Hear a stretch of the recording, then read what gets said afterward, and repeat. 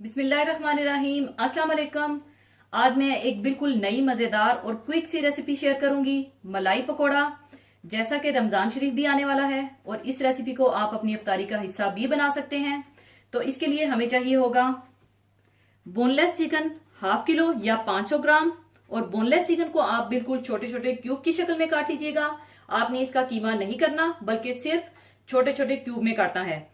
और बेसन 500 ग्राम, कटी हुई हरी प्याज हाफ कप, कटा हुआ हरा धनिया 1 कप, हरी मिर्चें बारीक कटी हुई 6 अदद। अगर आप बहुत ज्यादा स्पाइसी चाहते हैं तो हरी मिर्चों की क्वांटिटी बढ़ा लीजिएगा। चिकन पाउडर 2 टीस्पून, जिसमें से 1 टीस्पून पकोड़ों का बैटर तैयार करते वक्त इसमें जाएगा और 1 टीस्पून इसकी अलग से मैं क्रीम तैयार करूंगी, इसमें जाएगा। और अगर आपके पास चिकन पाउडर नहीं है, परेशान बिल्कुल ना होइएगा। आप चिकन पाउडर की जगह चिकन क्यूब को क्रश करके उसका इस्तेमाल भी कर सकते हैं। नमक हस्बे जायका, soda bicarbonate half teaspoon, white pepper powder 1 teaspoon, पिसा जीरा 1 टीस्पून और क्रीम 500 मिलीलीटर। और पकोड़े तलने के लिए तेल चाहिए होगा। और आपको बताती चलूं कि आप चिकन के बजाय आप इसको फिश या प्रॉन में भी बना सकते हैं। सबसे पहले आप बेसन डाल लें। इसमें आप सोडा बिकार्बोनेट, हस्बे जरूरत नमक और चिकन पाउडर डालकर अच्छा सा बैटर तैयार कर लें।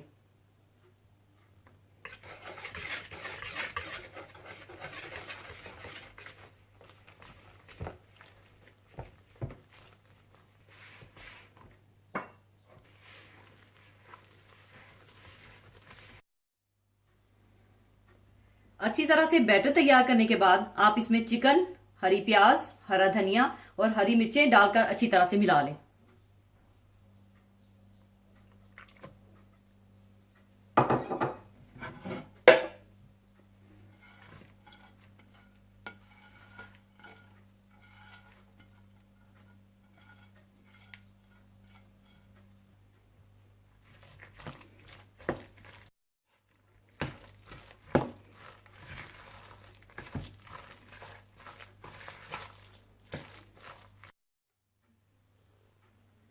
और साथ ही आप तेल को गर्म कर लें और पकोड़ों को इसमें तल लें।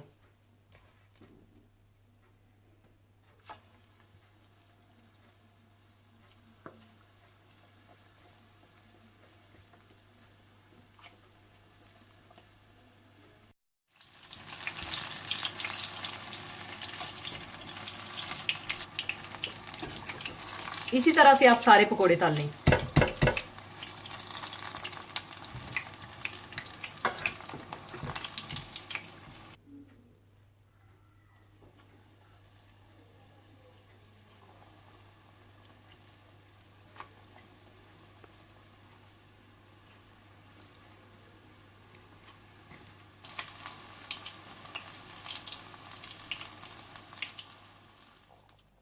सारे पकोड़े बनाने के बाद दूसरी तरफ आप क्रीम गरम कर लें।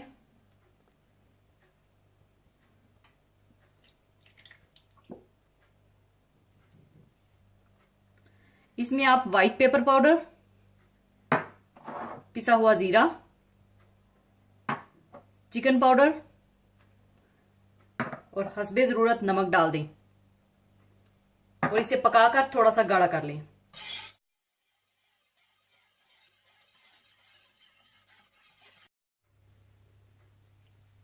पांच मिनट क्रीम को पकाने के बाद आप ये सारे पकोड़े क्रीम में डालकर अच्छी तरह से मिक्स कर लें।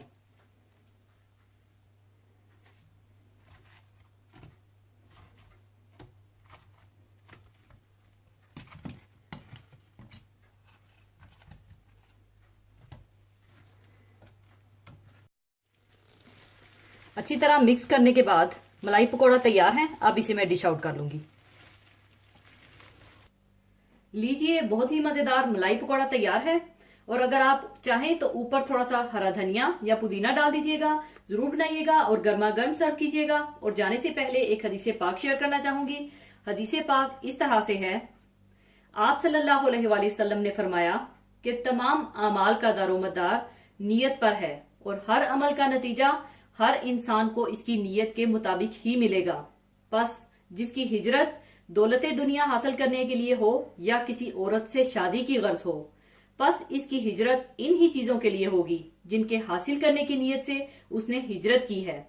इसी के साथ मैं आपसे इजाजत चाहूंगी। अपना बहुत ख्याल रखिएगा, दुआओं में याद रखिएगा। अल्लाह हाफिज।